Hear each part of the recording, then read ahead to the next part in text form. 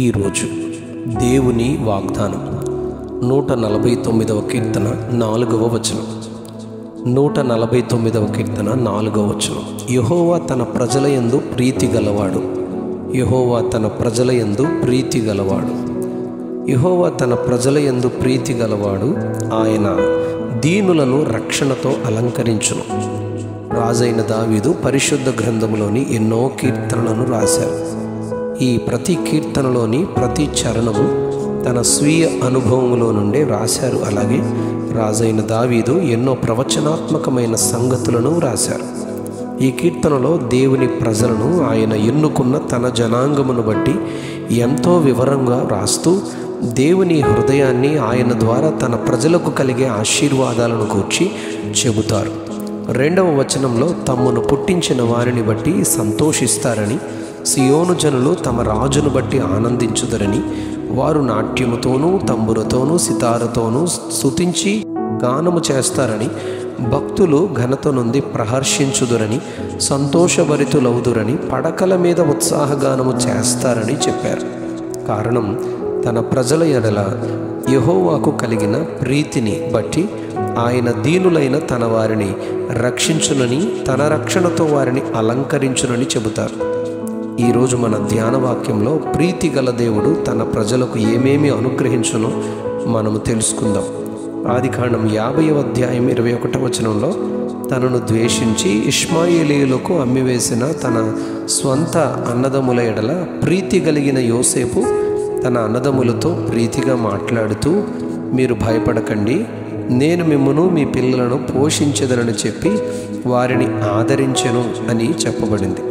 అలానే మన ప్రియ సృష్టికర్తను మనము ద్వేషించినప్పటికీ, సిలువకు అప్పగించి చంపువారి చేతిలో వేసినప్పటికీ ఆయన ప్రీతి గలవాడు గనుక మనలను ప్రేమించి క్షమించి పోషించి ఆదరించదనని వాగ్దానం చేస్తున్నారు. యోహాను సువార్త 3వ అధ్యాయం 16వ వచనంలో దేవుడు లోకమును ఎంతో ప్రేమించెను కాగా ఆయన తన అద్వితీయ కుమారునిగా పుట్టిన వాని యందు విశ్వాసముంచు ప్రతివాడును నశింపక నిత్య జీవము పొందినట్లు ఆయనను అనుగ్రహించెను అని, లోకము తన కుమారుని గూర్చి రక్షణ పొందుటకే గాని లోకమునకు తీర్పు తీర్చుటకు శిక్షించుటకు దేవుడు ఆయనను లోకములోనికి పంపలేదు అని చెప్పబడింది. ఆదికాండం 34వ అధ్యాయం 19వ వచనంలో ప్రీతి గలవాడు ప్రేమించిన యాకోబు కుమార్తెను దీనాను బట్టి ఆ కార్యము చేయుటకు తడవు చేయలేదని ఇక్కడ చెప్పబడింది.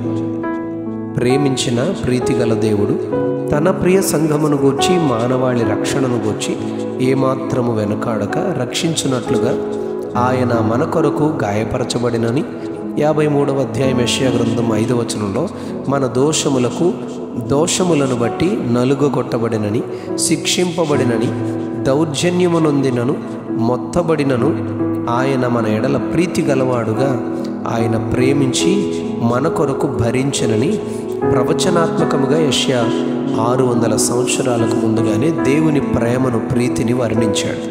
69వ కీర్తన 31వ వచనంలో ఎద్దుల కంటే కొమ్ములు డెక్కలు గల కోడె కంటే కీర్తించుట, దేవుని ఆ నామమును స్తుతించుట, కృతజ్ఞతాస్తుతులతో ఆయనను ఘనపరచుట దేవునికి ఎంతో ప్రీతికరమని చెప్పబడింది.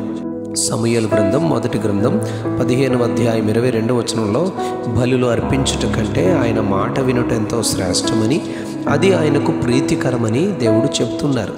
119వ కీర్తన 113వ వచనంలో రాజైన దావీదు ద్విమనస్కులను నేను ద్వేషించుచున్నానని, నీ ధర్మశాస్త్రము నాకెంతో ప్రీతికరమని చెబుతారు. సామెతల గ్రంథం 16వ అధ్యాయం 7వ వచనంలో ఒకని ప్రవర్తన యెహోవాకు ప్రీతికరమగునప్పుడు, ప్రియమైనప్పుడు ఆయన వాని శత్రువులను సహా వానికి మిత్రులనుగా చేయునని చెప్పబడింది. దేవునికి శక్తి కొలదిగా మనము ఇయ్యలేకపోయినను, సిద్ధ మనస్సుతో కలిగిన కొలది ఇచ్చినదైనను అది దేవునికి ప్రీతికరము అని చెప్పబడింది. 22వ కీర్తన 8వ వచనంలో ఆయనకు ఇష్టులైన వారిని, ప్రీతి గల వారిని ఆయన తప్పించును అని చెప్పబడింది. యథార్థముగా ప్రవర్తించు వారికి ఆయన ఎంతో ఇష్టపడును, యథార్థముగా ప్రవర్తించు వారిని ఆయన ఎంతో ఇష్టపడును అని చెప్పబడింది. సామెతల గ్రంథం 11వ అధ్యాయం 20వ వచనంలో, యెషయా గ్రంథం 62వ అధ్యాయం 4-5 వచనాల్లో దేవుని పిల్లలు నివసించు దేశానికి దేవుడే ఒక క్రొత్త పేరును పెడుతూ హెప్సిబా అనగా ఇష్టురాలు, ప్రియమైనది, ప్రీతిగలది అని పిలుస్తూ, ఆయన విడవబడినది అని కానీ పాడైనది అని కానీ నిన్ను గూర్చి ఇక చెప్పక దేవునికి ప్రీతిగలది, ప్రియమైనది అని చెప్పబడింది అని చెబుతారు. అలాగే ఈ ధ్యాన వాక్యమును వినుచున్న మనల్ని గూర్చి కూడా ఆయన ప్రీతి గలవారమని, ప్రియమైన దేవుని వారమని చెప్పును గాక. Amen, amen, amen. యెహోవా తన ప్రజల యందు ప్రీతి గలవాడు. యెహోవా తన ప్రజల యందు ప్రీతి గలవాడు. ఆమెన్.